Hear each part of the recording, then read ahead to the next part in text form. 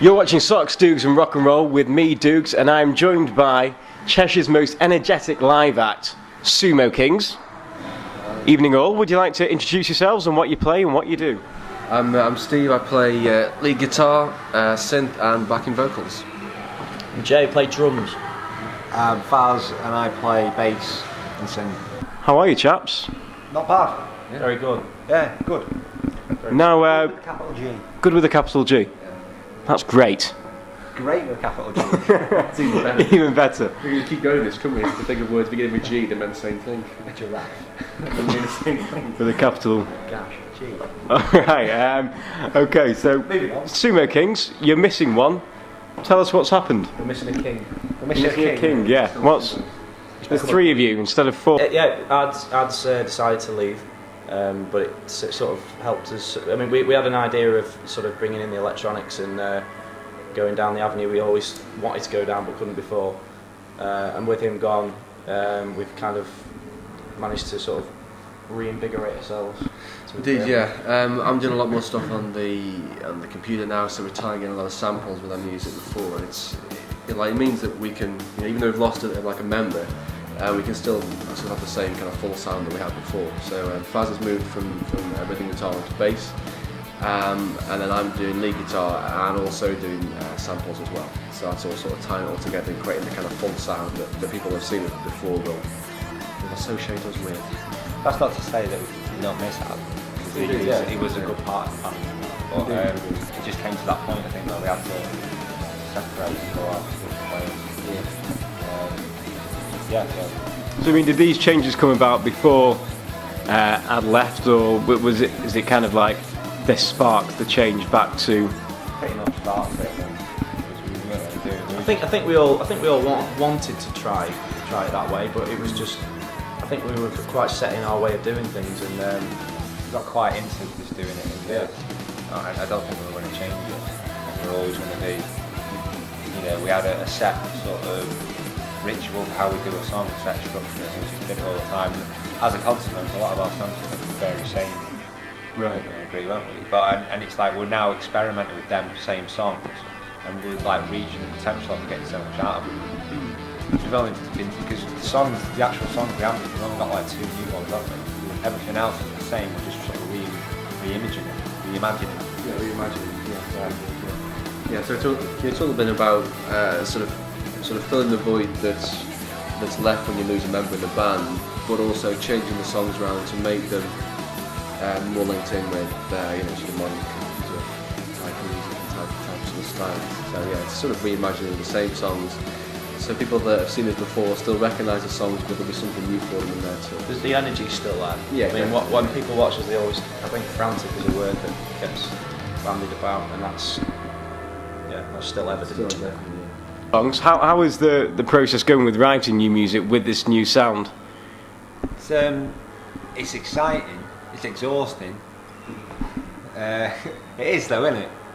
No, it is. Is it a different? You put yourself in a different frame of mind because your sound's changing. You're thinking, You're more focused. You're more focused on what's happening, Right. as opposed It's a to lot more losing experimental as well. It's a lot more experimental as well because we haven't done this kind of stuff before in the same kind of depth that we're doing it now. We haven't put so many samples into the songs. I mean, it's not completely sample laden all the way through, but we're really thinking about how we can tie in these new sounds that we haven't used before with the old stuff and still keep the kind of pace and franticness that we had before. Well. Yeah, exactly. Yeah, so we're tying it all together. So, yes, the newer sounding stuff doesn't sound out of place with the older stuff. Yeah, That's what it kind of fits like two gloves. as opposed to one. Yeah, indeed. one of the very first shows you came on, and I was a big fan of a track called Polly Sweetheart, which you said you were no longer going to play because you didn't like it. No, you direct. It's all on audio. I can find it and prove it. You said you don't want to play it anymore because you didn't like it. Now, 18 months down the line, whatever it is, you decide to bring it back. Is that purely because? No, that was 0.5% of what. 0.5%. It was about 10%. Still a percentage. Yeah, thank you. And 100% in my eyes. So it's totally different though now when you listen to the new one. it's been re-envisioned. And like when directors go back and they add extra sections, like on Apocalypse Now, where it came back into the Redux version, same thing. Especially Like, yeah, Blu-ray version. Yeah, It's like Blu-ray a extras. re-imaging. It's like think of a good. What's a good remake film? Well, you're the movie. I don't know, usually remakes aren't that good. But, Tron. Don't know about that yet, do we? Go on, name a good remake film, Rich. Right, yeah, so a bit like What are we talking about here? No, it's a bit like Casino Royale. The remake is better than the original. What we're doing. Sequel, though. I think what I said was the best. It's like Apocalypse Now was good at the time, and they brought out the Redux version, which is like the director's cut. It's got extra stuff in. Yeah, Blade Runner. Blade Runner as well, yeah. Classic example. There is a lot different. The song. No, it is seriously a lot different. We've extended it. No, it's a lot longer than it was. I mean, Yeah. before Only 5 minutes. it was restricted to a backing sample, which has got a set number of bars, and we had to play it to that. Whereas now we can keep it going if we wanted to forever, couldn't we? But not that we want to do that, but we could if we wanted to.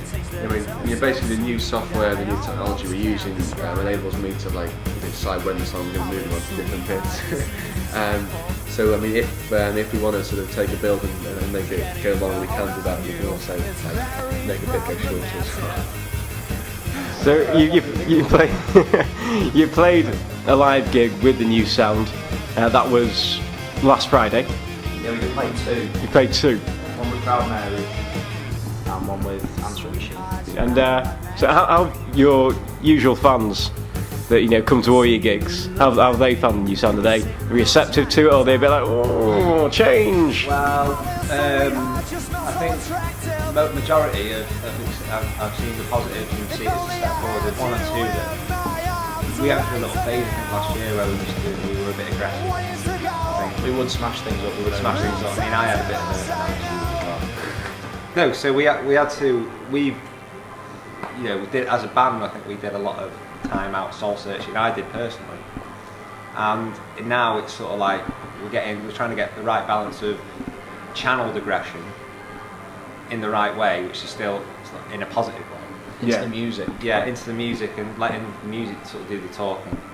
So I mean, yeah, because I mean, your gigs are generally pretty rowdy.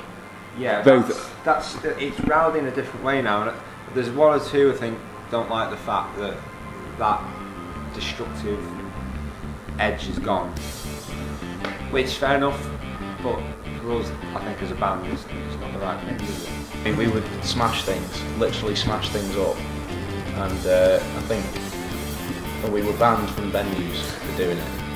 And Yeah, we also, there was fights with, well, not fights, but near-on fights with audiences. there'd be abuse for audience members completely uncalled for. What are the plans for the next 6 to 12 months for the band then? Don't know. Well, I mean, I think we're just continuing to work on sort of changing the songs that we're having, and then work on some new material as well. Tie that together, we keep gigging, and we try and get the momentum back that we had. And are you writing at the moment? Sort of, we've got a couple of new songs there, but there's a lot of untapped potential in the songs we've got at the moment. That's the priority, is to realise the potential in the songs that we already have, because some of them we're always good, but we think we can make them soar. I think it's also a sort of process of getting used to into writing with the new equipment. And then when we're more comfortable with it, it'll be easier to write stuff. I think the songs will start flowing. Well, exciting times for the Sumokings.